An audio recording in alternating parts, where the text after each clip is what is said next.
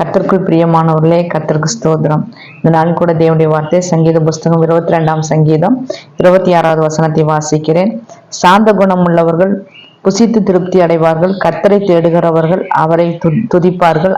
உங்கள் இருதயம் என்றென்றைக்கும் வாழும் என்று பரிசுத்த ஆவியானவர் பேசுகிறார்.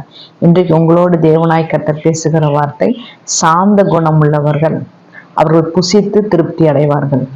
சாந்த குணம் உள்ளவர்கள் எப்படி இருப்பாங்கன்னா, புசித்து திருப்தி அடைவார்கள் என்று கர்த்தர் சொல்லுகிறார். சாந்த குணம் உள்ளவர்கள் பாக்கியவான் என்று மத்தேயில சொல்றாரு. மத்தேயு சுவிசேஷ புஸ்தகத்துல சாந்த குணமுள்ளவர் பாக்கியவான்கள், அவர்கள் பூமியை சுதந்திரத்துக் கொள்வார்கள். சாந்த குணம்னா என்னங்க?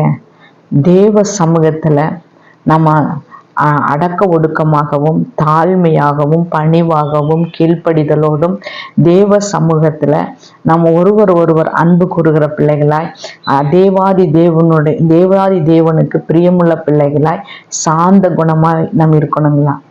மோசே பார்த்து சொல்லுகிறார் சாந்த குணமுள்ளவன் என்று. இஸ்ரவேல் ஜனங்களை மோசே வழி நடத்துகிற அந்த மனிதனை கர்த்தரே சாட்சி கொடுக்கிறார். அதனால இன்றைக்கு நம்ம ஆண்டவருடைய பிள்ளைக சாந்த குணமா இருக்கிறோமா என்று தேவனாய் கர்த்தர் கேட்கிறார். நம்ம பார்த்தீங்கன்னா ஆண்டோடைய பிள்ளைகளா இருப்போம். நம்ம இரவும் பகலும் ஜெபிப்போம். நம்ம எல்லாவற்றிலும் கர்த்தருக்காக உண்மையா இருப்போம். ஆனா தேவ அன்பின் சமாதான சாந்தம் நம் இருதயத்தில் வராது. ஒரு கிறிஸ்துவ பிள்ளை எங்கேயோ யாராவது ஒருத்தர் பார்ப்போம், நம்ம வண்டியில போறப்போ யாரையோ ஒருத்தர் பார்த்தாலும் அவங்க கூட நம்ம என்ன செய்ய மாட்டோங்க, பேச மாட்டோம். அவங்காரோ நம்மாரோ. ஆனா பரலோகத்துக்கு எல்லாரும் ஒரு நாள் போக போறோம். தேவாதி தேவனுடைய சமூகத்துக்கு எல்லாரும் போக போறோம்.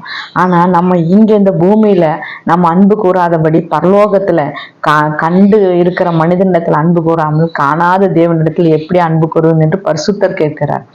நம்ம அடுத்த சபைக்கு போனாலும் சரி, நம்ம பார்த்தீங்கன்னா வேற சபை பிள்ளைகளா இருந்தாலும் சரி, பார்த்த ஒருவர் ஸ்தோத்திரன்னு கூட சொல்ல மாட்டாங்க. பார்த்த தெரியாதது போல போவாங்க. அப்ப தேவன் எல்லாவற்றையும் கவனிக்கிறார். அவர் பார்க்கிறார்.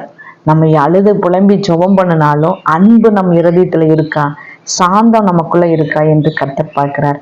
இந்த நாளிலும் கூட ஆவியானவர் சொல்லுகிறார். 37ஆம் சங்கீதத்துல 37ஆம் சங்கீதத்துல 11வது வசனம், சாந்த குணம் உள்ளவர்கள் பூமியை சுதந்திரித்து மிகுந்த சமாதானத்தினாலும் மகிழ்ச்சியா இருப்பார்கள். அவங்க மிகுந்த சமாதானத்தோடும் மகிழ்ச்சியா இருப்பாங்களாம். சாந்த குணம் எந்த பிள்ளைகள் சாந்த குணமா இருக்காங்களோ அவங்க மனசுல எப்பவுமே மகிழ்ச்சி இருக்குங்களா.